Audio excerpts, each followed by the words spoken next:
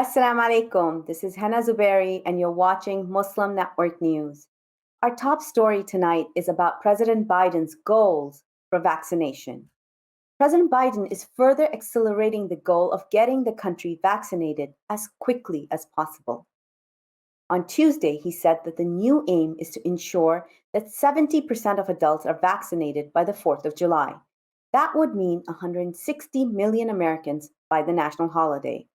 The White House said this means changing the way vaccinations are distributed to states. Vaccinations that go unused or do not fill a need will now be redistributed to others. As of late March, the U.S. Center for Disease Control and Prevention recorded over 180,000 tossed doses of the COVID vaccine. The White House is also preparing to make available the Pfizer vaccine for children ages 12 to 15 for emergency use if approved by the U.S. Food and Drug Administration. Finally, the administration officials said that the government will give more funding from the $1.9 trillion COVID relief bill to rural health clinics and hospitals. A Monmouth University poll published last month found that about 1.1 in 5 Americans say they won't get a shot. Along with this vaccine hesitancy, the pace of daily shots has also slowed down. From a high of over 3 million per day in mid-April, it has dropped down to an average of 2.3 million. As of Monday, more than 56% of Americans ages 18 and older have had at least one dose of a COVID-19 vaccine, according to the CDC. Over 40% of the total adult population is fully vaccinated. For further analysis on this story on our show tonight, keep watching Muslim Network News. The attacks against House Republican Liz Cheney continue. Her fellow Republicans want her to leave the number 3 position in the House. They're angry over her firm stance against former President Donald Trump. Cheney has become a vocal critic of Trump's false claim that the last presidential election was mired in fraud and that victory was stolen from him. Republican House Minority Leader Kevin McCarthy and Republican House Minority Whip Steve Scalise both said on Tuesday that they want Cheney's possible replacement to be a woman and someone who does not pose a threat to them and their power. Picking up on this comment, House Speaker Nancy Pelosi mocked the House Republicans on her website for looking for a non-threatening female to replace Cheney. Cheney is the most senior woman in GOP's leadership. In the case of modern-day slavery, a court awarded Jack Smith of South Carolina over $272,000 as restitution for unpaid wages. Between 2009 and 2014, African-American Smith, who is intellectually disabled, was forced to work over 100 hours a week by Bobby Edwards, a white restaurant manager of J&J Cafeteria. Edwards kept Smith isolated from his family, threatened to have him arrested, and verbally and physically abused him. The cafeteria manager pleaded guilty in 2019 to 1 count of forced labor and was sentenced to 10 years in prison. In the meantime, Derek Chauvin filed a request on Tuesday asking for a new trial. He's the former Minneapolis police officer who was convicted last month of killing George Floyd. The May 25th murder touched off massive protests against police racism and brutality in the United States. Eric Nelson, Chauvin's attorney, alleged that juror misconduct and pre-trial publicity led to Chauvin's conviction. The CEO of American Airlines is fasting for Ramadan. CEO Doug Parker says he joined in a Ramadan fast to empathize with the carrier's Muslim employees. In a LinkedIn post last Friday, he said the core of fasting is empathy. He added that fasting helps us feel others' pain, suffering, loneliness, poverty, and hunger. He encouraged readers to refrain from eating and drinking to experience what it's like to fast and step into the shoes of impoverished people. His post attracted over 13,000 reactions and over 500 comments. Parker said that he fasted for 15 hours on Thursday after accepting an invitation from the airline's Muslim Employee Business Resource Group. The organization had invited non Muslims at American Airlines to fast for unity on April 29. In international news, a forum of Indian scientists say that they had warned the government of Prime Minister Narendra Modi as early as March about a new COVID variant in the country. The Indian SARS-CoV-2 Genetics Consortium had alerted health officials of the more contagious B771 variant. It had also said that the cases in the country could surge again. At this moment, COVID is killing 120 Indians every hour. This forum of scientists reported directly to Modi. It's not clear if their warnings reached him or not. India recorded 400,000 new cases on Saturday, and the pandemic is raging in several states. The United States has sent up supplies to India, including oxygen cylinders, diagnostic kits, and N95 masks. The US also instituted a ban on most travel from India as of this Tuesday to limit America's exposure to this variant of COVID-19. A group of 4 young Muslims are performing the last rites for more than 800 bodies in Indian state of Maharashtra. They adhere to the Hindu tradition at a crematorium for bodies abandoned by relatives who are afraid of contracting the virus. Abdul Jabbar, Sheikh Ahmed, Sheikh Alim, and Arif Khan say that they will continue doing this so as long as there is a need. Muslims in India have actively helped their communities deal with the latest deadly surge of COVID, which is killing more than 120 Indians per hour. They've converted mosques and Islamic schools into care facilities. They've also been burying neighbors of different faiths who have died of the virus according to the rites of their respective religions.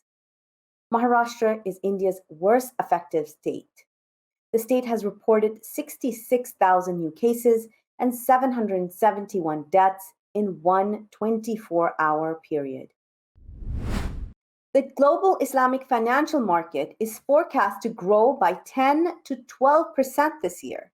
S&P Global Ratings say that the $2.2 trillion global Islamic finance industry is expected to grow due to increased Islamic bond issuance and a modest economic recovery in main Islamic finance markets. Islamic finance is characterized by bans on interest payments and monetary speculation.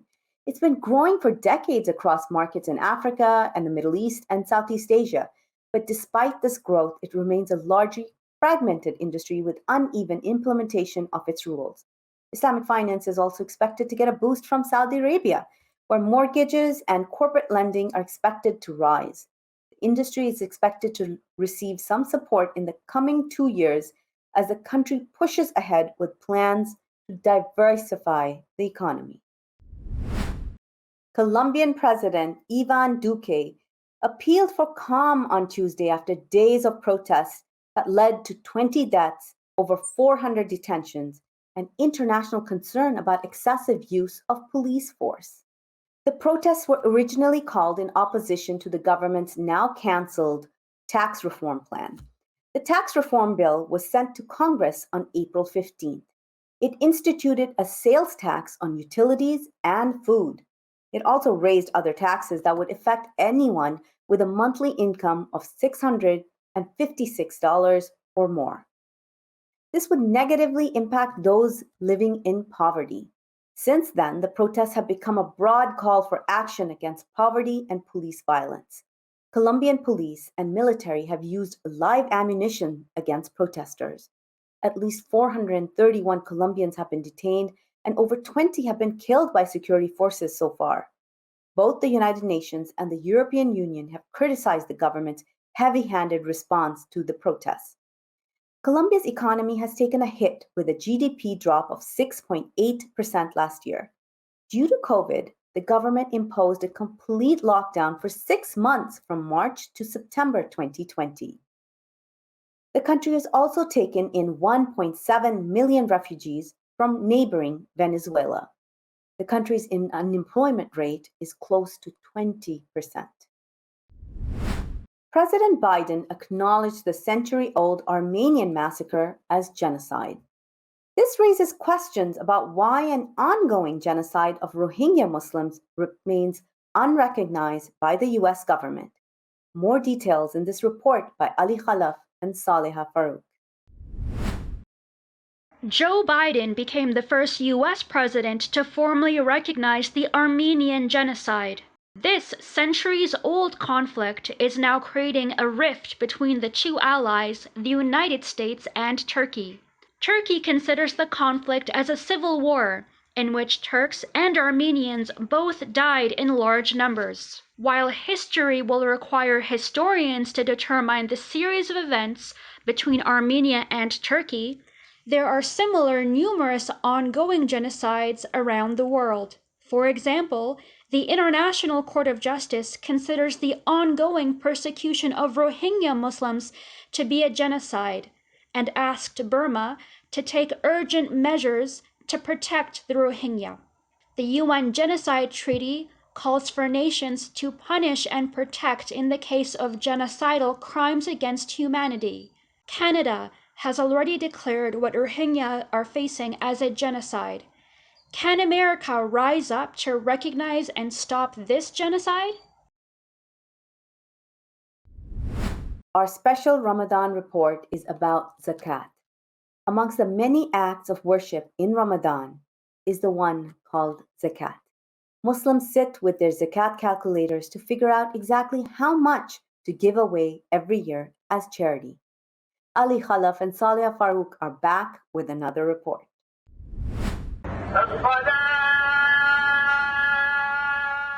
One of the 5 pillars of Islam, called zakat, is a fundamental part of being a Muslim. Zakat literally means purification. Zakat is the act of giving a set percentage of your total wealth every year. This is in addition to other types of charities called sadaqah and zakatul fitr. In Islamic faith, acts of charity are rewarded with blessings and goodness.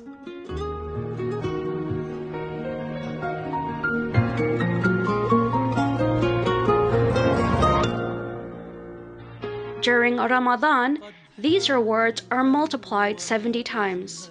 Muslims tend to give zakat or charity in this month as well. A voluntary charity is called sadaqah. Not giving zakat is a major sin in Islam. It is considered the right of the poor and needy. Every able Muslim gives away approximately 2.5% of their total wealth every year. The Prophet Muhammad, peace be upon him, and his companions had used zakat to liberate 80,000 slaves.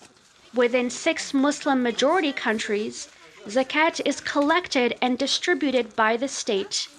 These countries include Pakistan, Malaysia, Libya, Saudi Arabia, Sudan, and Yemen. In America, Canada, and Mexico, local masjids collect and distribute zakat.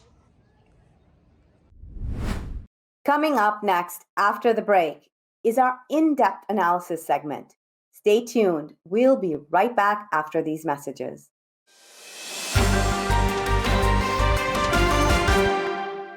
So it's nothing extraordinary what we do. It's just a human to human, like brothers to brothers and sisters to sisters. Nothing else, nothing more.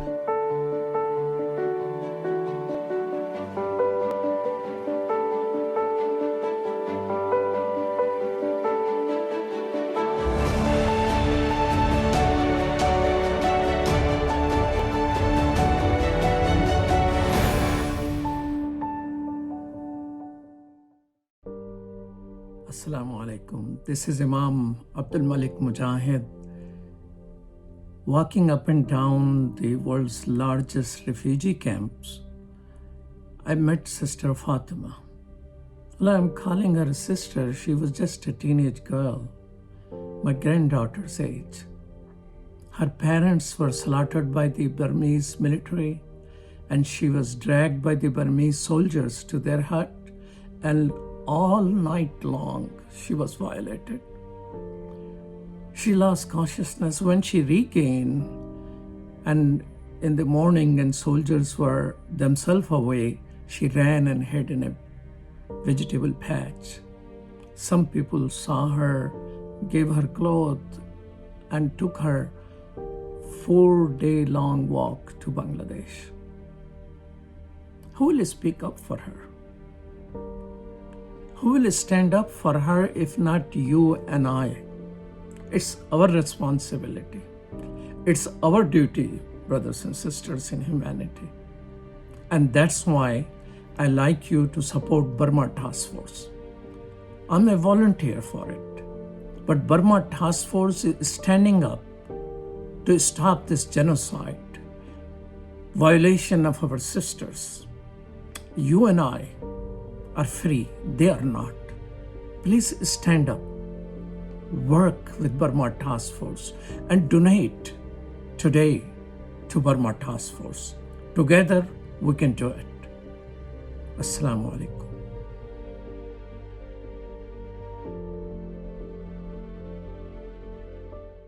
Despite the development of a COVID-19 vaccine, millions around the world will not have access. We need a vaccine that's free and available to everyone, everywhere. It's time for a people's vaccine.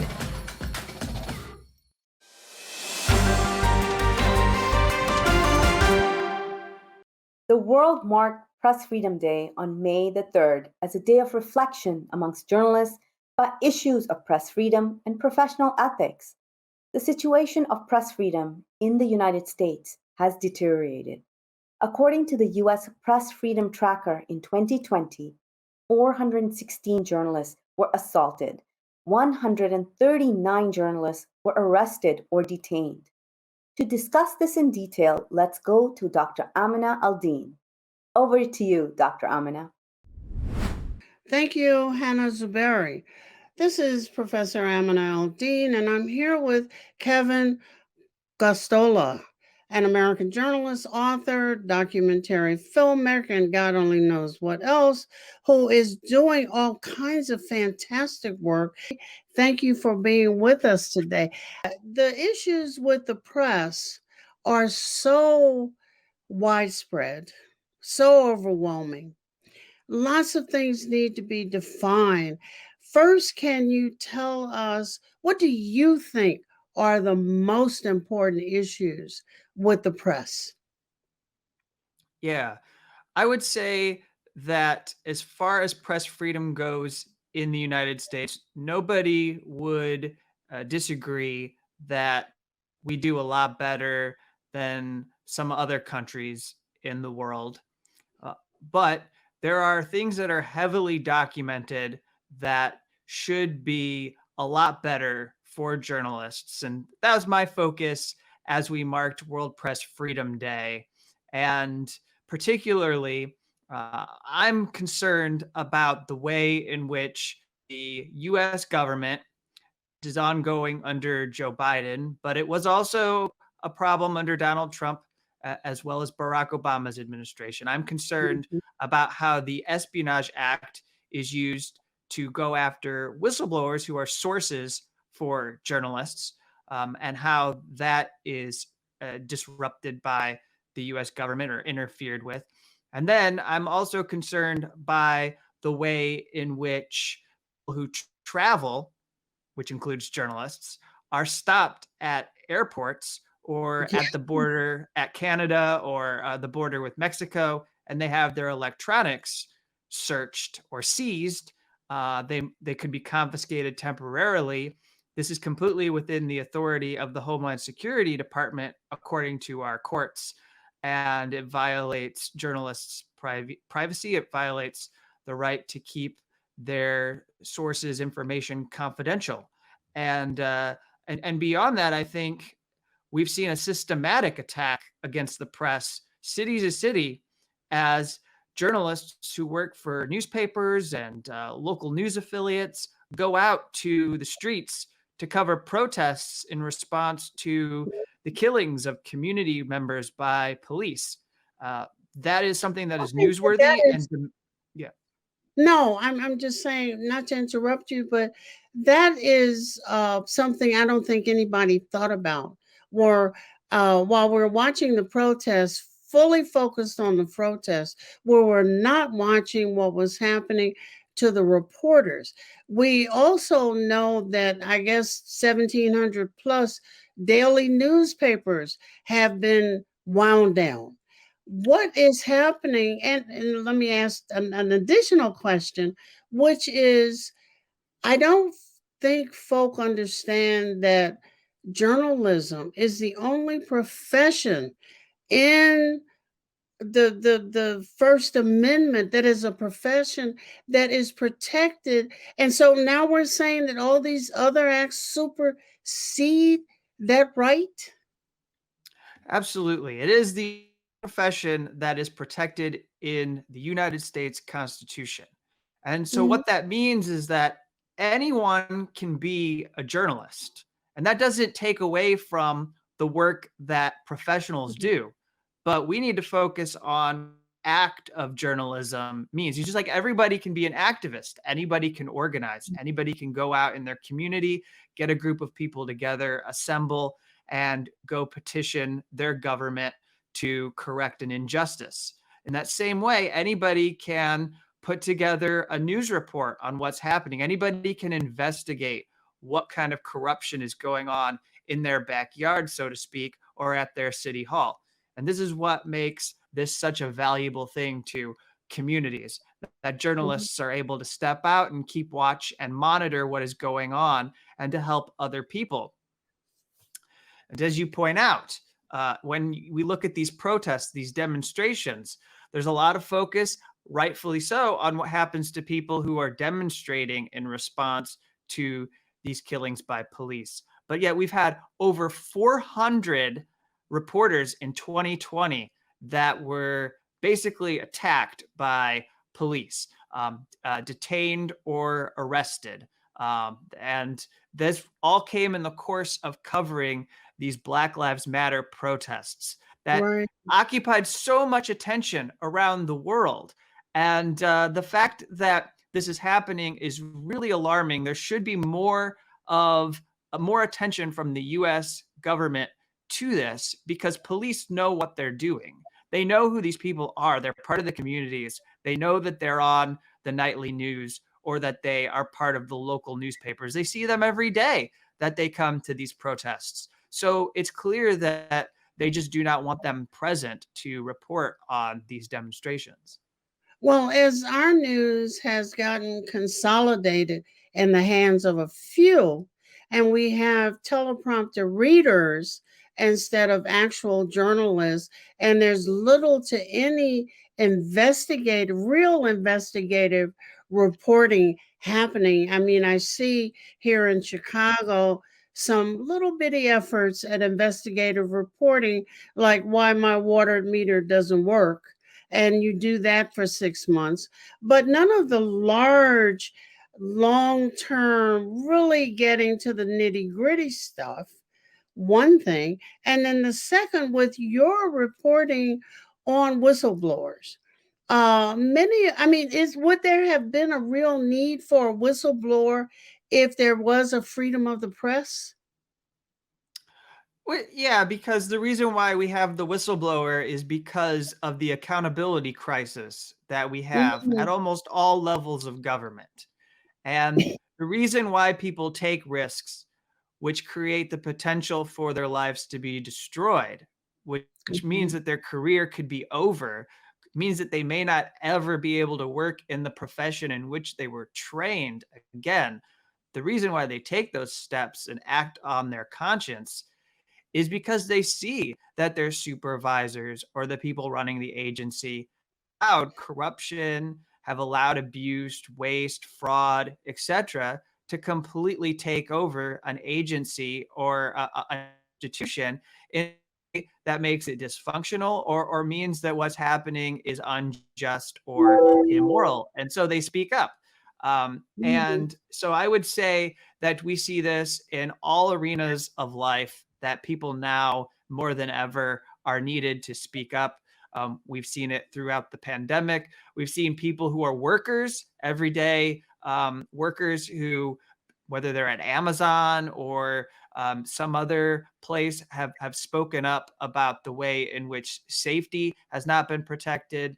And we've seen this with with police departments. We see this where it's incredibly risky to speak up against other police officers because, for the Right. most part, there is this blue wall of silence that is intended to protect them from any kind of repercussions if they break the rules, if Yeah. they commit crimes. And so, yeah. And I would just add quickly to what you're saying about what happens locally with news. I'm based in Chicago. I think that the weekly Oh, newspapers are you're the here one. too.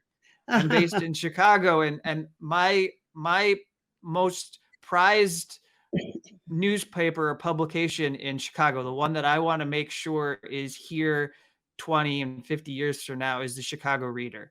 And I think people need to understand how valuable it is to Love it. have weekly newspapers that can bring on journalists who can do investigative work into whistleblowers in their city, to cover corruption within their police departments, to tackle what is going on community by community. It's really essential. No, you're so right. I'm a avid fan of the Chicago Reader, and I remember when it was thick. And then I watched it dwindle down, and I got a little scared because I was wondering, are you going to disappear next also? But what would you, one who takes all these risks, have me and others like me do to help both protect you, but to support your work? Well, I would recognize that there isn't a whole lot of difference politically, whether you're electing a Democrat or whether you're electing a Republican. You have to know that they are looking at journalists and whistleblowers the same way, as a threat, because they have a way of doing things, and if people are challenging them, then that means it's disruptive. You can go from the city level with Mayor Lori Lightfoot all the way up to President Joe Biden, and recognize that he's got and have their own teams that are supposed to Right. set the way things are done. And when others come around and say, well, you're allowing this to fester, you're allowing this to get worse, and we need to fix it, then that puts pressure on them to change their agenda. And they don't want to do that. They want to continue to do things the way that they decided to do it once they got into office. And so I think people just need to recognize that journalists as well as whistleblowers who have a partnership with each other. I need sources who can be whistleblowers in order to break stories and do reporting. And whistleblowers and people in government need journalists so that they can tell others in their community what is happening. And that's why marking World Press Freedom Day was so crucial, because we need to stand up to governments, not just in the US, but around the world, that are basically pressing and targeting journalists every single day, and putting a limit on what they can do, and harassing them and trying to discourage them from doing this important work. Sounds like we need a World Press Day freedom for a week, maybe. Uh, because I don't think, yesterday on the news they had India's, I guess it's Modi, clamping down on journalists. Oh, we don't want you to know really how bad it is here and how we messed up in tackling the second wave, which reminded me of the former president and, trying to curve what citizens could know in order to make reasonable decisions. I don't. I'm hopeful because I see you there for the future. But what is on the horizon that we need to pay attention to? Yeah, so I would just encourage everyone to pay attention to the fact that there are still some policies in place from the Trump administration that have not been fully fixed. We need to ask whether restrictions have been removed from agencies like the Environmental Protection Agency. They Okay. might be in immigration agencies, so that people can speak out about crises that are happening. We see climate change getting worse.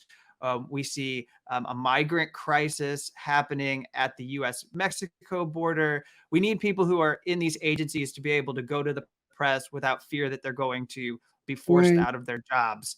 And so I think that's one issue. And then pay attention to things like WikiLeaks founder Julian Assange's case, still facing an extradition. It's an incredible case, one that we could get into more detail separately another time. But you just Mm. have to know that almost every major freedom organization in the world has pointed out that if he is brought to trial in the US, ever brought from London to the United States and put on trial, it will be a hugely damaging case for global press freedom all over the world. I can't thank you enough for being with us today. Kevin, this has been extraordinary. And I hope I get to talk to you again so much. You got so much locked up there that we need as a general public to know. Thank you again. And back to you, Hena Zuberi. Thank you, Dr. Amina. Before moving on to our next analysis, let's take a quick break. We'll be right back after these messages.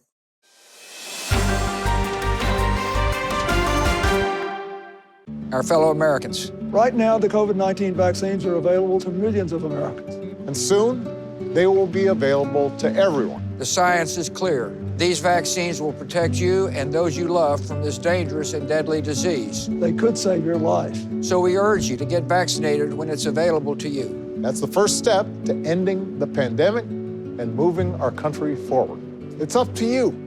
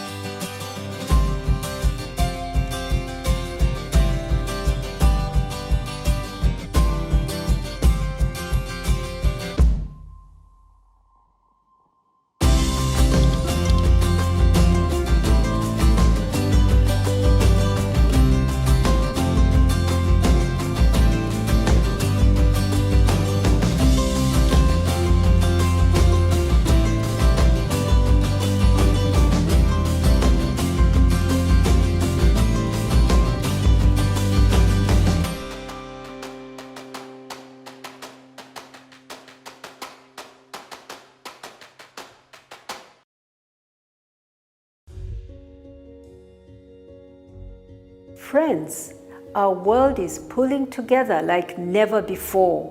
We're making huge sacrifices to keep one another safe.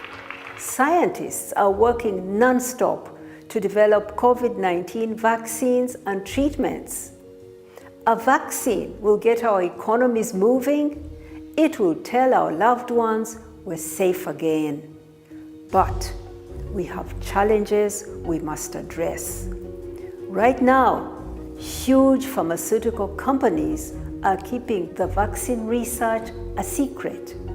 They're deciding how many vaccines get made, how much to charge for them, and who gets vaccinated. This will no doubt leave billions of people behind. Pharma companies are putting profit, not people, first. Yet, billions of dollars of taxpayers' money is funding their work. We cannot let the CEOs of a handful of pharmaceutical companies decide our future. We need a vaccine that everyone can have free of charge, no matter where you live or whether you're rich or you're poor. We need companies to share all their research so we can make enough safe vaccines for everyone. We need a vaccine owned by all of us. To end this COVID-19 pandemic, we need to pull together once more.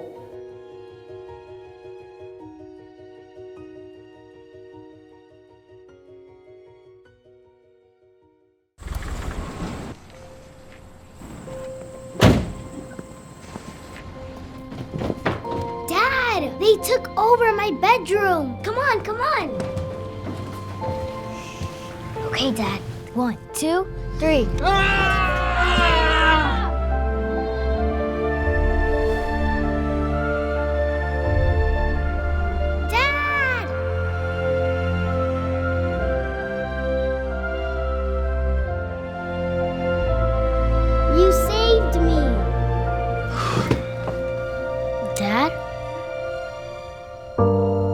you okay? I'm fine, dear.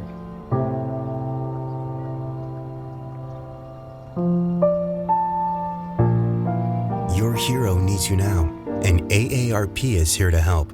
Find the care guides you need at aarp.org/caregiving.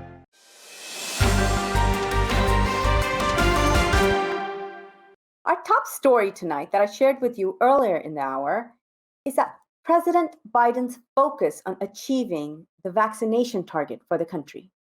However, there's some hurdles to this vaccination campaign called COVID response, especially in order to achieve herd immunity in the country. To discuss this in detail, let's go to Imam Abdul Malik Mujahid and Dr. Christopher Martin. Over to you, Imam Mujahid. Thank you, Hena.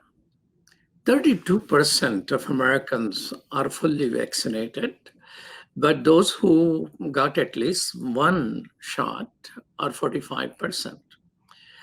But right now is the difficult question. 25% Americans don't trust vaccine because of anti-vaxxer movement or distrust of the government or whatever is the reason. And a larger number of police and military don't want to take vaccine. Will all of that allow America to achieve herd immunity? When things will be normal? These are the questions which we have in front of us. And to discuss with us is Professor Christopher Martin. He's a director of global engagement at West Virginia University. Welcome to Muslim Network. Thank you, Imam, and Ramadan Kareem to you and your many viewers. Well, thank you so much. Truly appreciate that recognition that Ramadan is there, but vaccines are still being taken by Muslims. Normally, they don't take anything to their bodies, but people have said, okay, you can take a vaccine. So what is herd immunity? Herd immunity is really how vaccines work at a population level. In other words, for many infectious diseases, they require entry into human beings in order to reproduce and spread further. What this means is that if we deny that entry to a sufficiently high proportion of individuals within our population, we can protect everybody. That's the great beauty of herd immunity. Even those people who are unable or unwilling to be vaccinated gain the protection afforded by herd immunity when a sufficiently high proportion are vaccinated and immune. So it's a very important goal in terms of controlling infectious disease, and one that we've used successfully, in fact, to eradicate 2 infectious diseases previously and eliminate many more from places like the United States. So what is the exact number? I mean, President Trump has been talking about herd immunity because people are getting it anyway. Now they're talking about vaccination. So what is the exact number? Does anybody know? Well, the answer is there is no exact number for herd immunity. It is a very dynamic number that is going to be influenced by many other parameters in the population. So, for example, if there is social distancing and mask wearing, the goal of how many people you need to vaccinate to achieve herd immunity would become lower. So it's a very dynamic number. I don't want your audience to think that we have textbooks and we can look up and follow along a row and find that this is always the number to achieve herd immunity. It will vary not only by different pathogens, but also according to other circumstances that are operative in the population. But most people think that somewhere around 65% and above is when we begin to see the benefit of herd immunity. So it's not a magical threshold that you cross and then everything goes away, but rather it's a range. And the greater we are in terms of the number of people vaccinated, the more benefits we have, the greater the decline in cases and virus circulation among our population. So does it include children as well? I mean, at this moment, not all children are allowed to have vaccines, and they just go around touching everything in the universe. Correct. And I have children, so I'm very familiar with what you're talking about. And of course, yes, children who are unvaccinated currently, because these vaccines are not yet authorized for those under 16, would represent, they're still in the denominator. The virus does not care whether you're 10 or 50 or 75. Any human can be infected. And therefore, the fact that we are not yet able to vaccinate children does pose a problem to herd immunity, although we do anticipate emergency use authorization being extended down to the age of 12 soon. And studies are underway starting at 6 months of age. And so perhaps in the months ahead, this will be a vaccine like many other vaccines that would essentially be available to all age groups. Now, you mentioned herd immunity is a dynamic thing. It depends upon social distancing, mask, and all that. But those are going down. Now, when New York is opening up, Florida is completely open. I think so is Texas. So how do you measure these different variables, which are different from state to state, and state travel is still open? Well, you're right. Some of the restrictions are being lifted, but when you look at those restrictions, they very much address vaccination status. And so the earliest lifting of restrictions, or at least advisory recommendations at the national level from the CDC, was in terms of when were the circumstances that people no longer needed to wear masks indoors. And that very much included your vaccination status. The more recent guidance on outdoor activities, again, specifically addresses vaccination status as well. So those are accounted for in the lifting of restrictions, but many people are wondering why some restrictions persist, and that is why, because we still haven't vaccinated a sufficiently high proportion of the population. We still need those additional measures. All of them are additive in terms of controlling the virus and preventing its spread within the population. Does CDC have representations from different states so they can sink in that what is happening? Because, we have a great national divide, which is political essentially, but it is getting into the culture as well. So do they keep into consideration what is happening in different states, or they just tell what people need to do, whether they want to do it or not? Is there a choice? Well, yes and no. The US Constitution essentially confers the right for the health of the population to the state government level. And that's why we have very different state healthcare systems. We have insurance that really is offered for people within their state. And so as a physician at the licensing level, I'm only licensed to practice in the state of West Virginia. I can't go 10 minutes north of Pennsylvania. So our whole healthcare system and our public health system is all falling under the purview of the state level. Nevertheless, the states are all in communication with the CDC. The vaccine effort is with our national databases like the Vaccine Administration Management System, where the doses are being tracked at a national level. So there is communication. The CDC is very much in touch with all of the states. However, it is up to the states to handle things like mask mandates and whatever the requirements are for their population. And this dates back to the founding of this country. Now, 1 in 4 Americans don't want to be vaccinated. So those are out. If we add to the math, less, children cannot have it at this moment. So maybe 10-15% gone over there. And then the states which has opened up no mask and no requirement. Do you think we are getting closer to getting herd immunity, or it is up in the air? Well, it's an excellent question, Imam, and let me take it at a couple of levels. At one level, you may notice that many leaders are trying to get us to move away from this target of herd immunity. I think that's in part because people misunderstand it as the magical threshold number, which, as I've discussed, it is not. And second of all, precisely because people are trying to be a bit more realistic and wondering whether specific percentages are even realistic according to the numbers that you've presented earlier.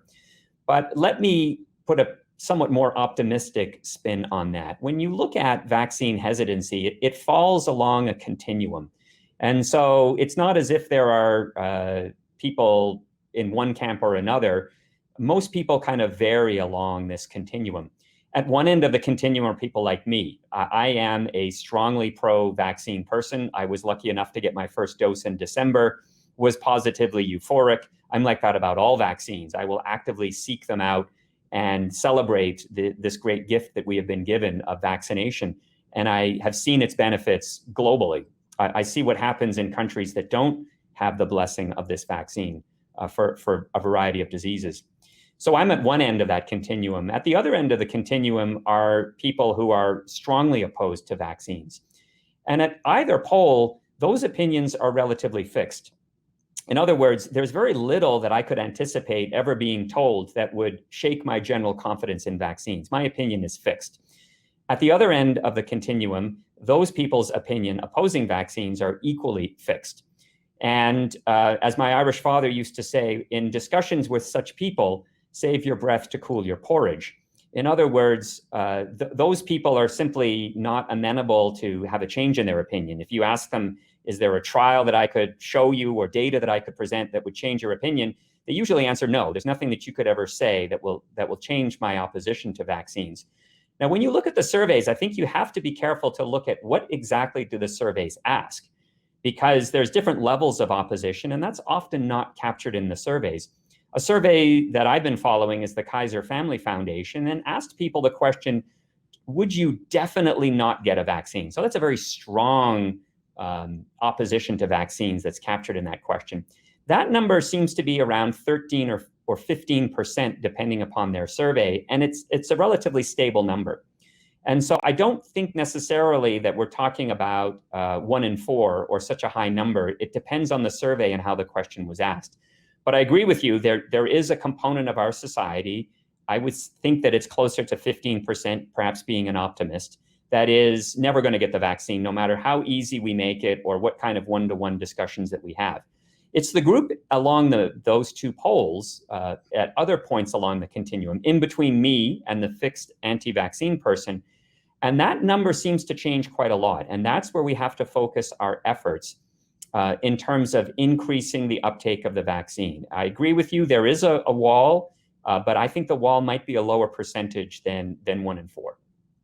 That's just a good point of hope that you're saying that those 1 in 4 media is normally referring to. Some of them, half of them at least, may be open based on that, the other survey which you're quoting. Yeah, questions, how you pose a question may give you exact an answer about that. And in that way, probably we are making progress, because initially there were about 30-40% people they were saying are not willing to take vaccine, and that has gone down. So your observation seems to be right on the point there. But tell me this: can America itself achieve herd immunity while the rest of the world is going full throttle? I mean, the cases in the world are just going up and up. I mean, it seems that the height of a pandemic is right now, not yesterday. You're absolutely right. Again, as I said earlier, the virus doesn't respect different age groups. The virus does not respect borders. Whenever there is uncontrolled spread of this virus anywhere in the world, we are all at risk. For two reasons. One, of course, the virus can always come back. And related to that, while there is uncontrolled circulation of the virus, those are the opportunities for mutation and the emergence of variants. And this is what is a serious concern in public health. Are we going to have this, what I call a Sisyphean struggle, for those who know that story, of endlessly trying to catch up with new versions of the virus that are not protected by the current vaccines? And so you're absolutely right. This is a time not only for unity and coordination within the United States, but also unity and coordination among countries. And unfortunately and tragically, I see the problems more along that line rather than the technical aspects. We have remarkable technical tools through information technology, through highly effective vaccines, through the science that we're so blessed to have to inform and understand this relatively new virus. But the great tragedy is that because of our inability to coordinate and work together, that is our Achilles heel, so to speak. That is the biggest obstacle to getting this under control. It's not that we don't have the effective scientific tools at our disposal. So science is not the problem, but coordination seems to be a major issue here. Correct. Working together speedily, quickly, and effectively. And that will mean a shift of resources from the global rich to the global poor. There is simply no way, I'm not aware of any plan now where the sufficient doses of vaccine are being available globally. The COVAX initiative is committing to 20% of the doses for resource poor settings. That is simply not enough, given anybody's estimate of herd immunity. And so we have to understand these factors and understand that this is really enlightened self-interest. By helping the global poor, we are truly helping ourselves as well. So not only is it the right thing to do, it's in our own self-interest.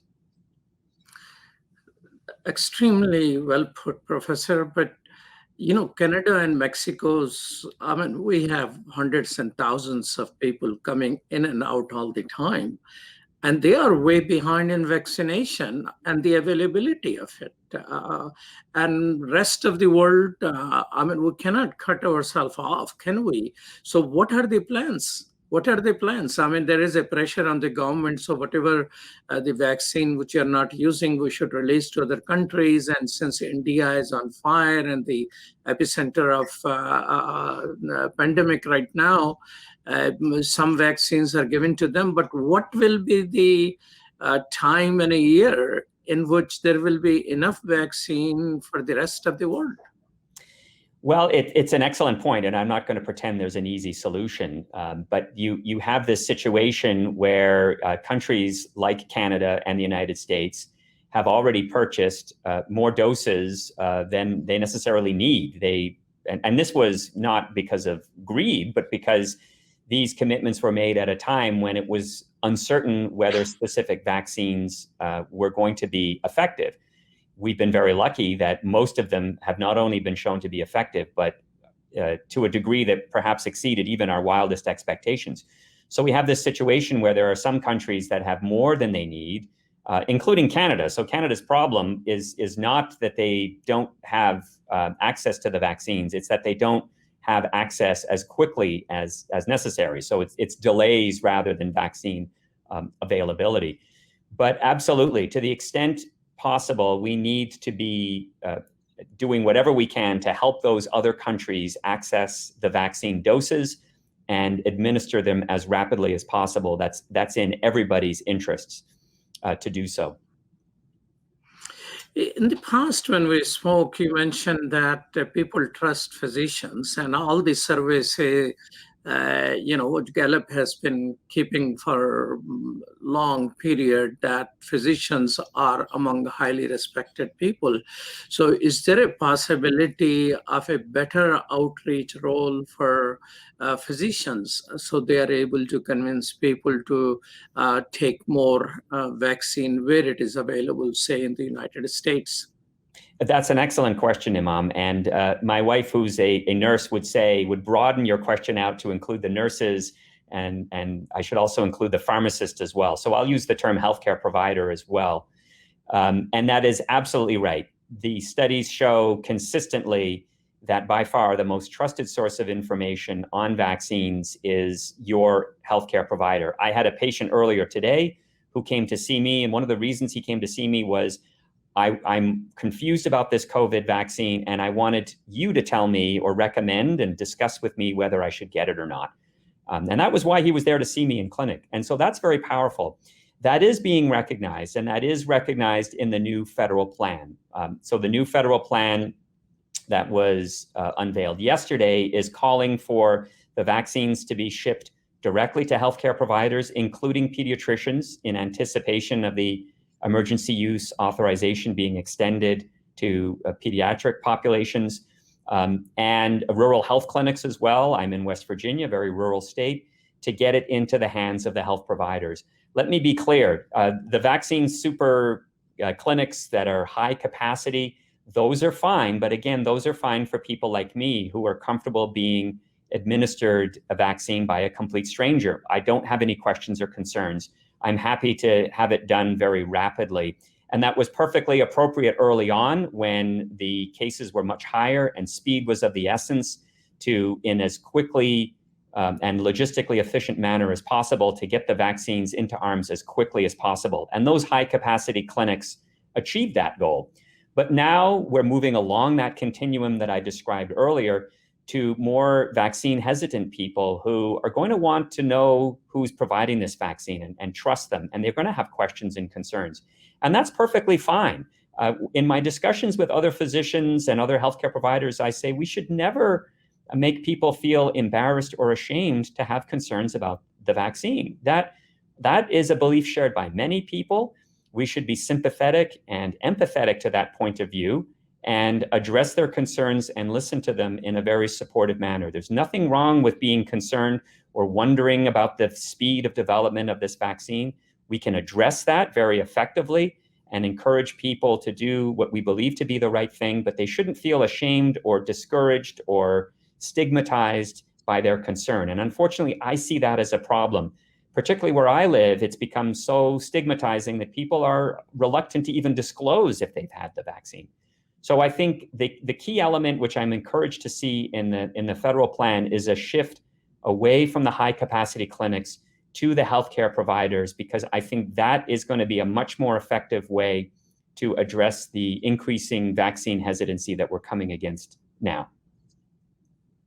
Well, thank you so much, Professor Martin. Good to talk to you. And good luck with getting vaccines in more people's bodies, so we all are better off. Thank you so much. Always a pleasure. Thank you very much. Back to Hena. Thank you, Imam Mujahid and Dr. Martin.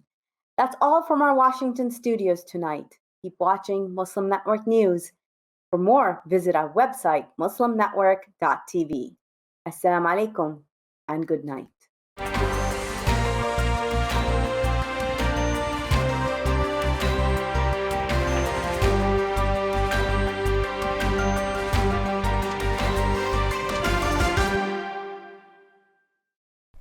Special thanks to our official supporter, Zagat Foundation of America.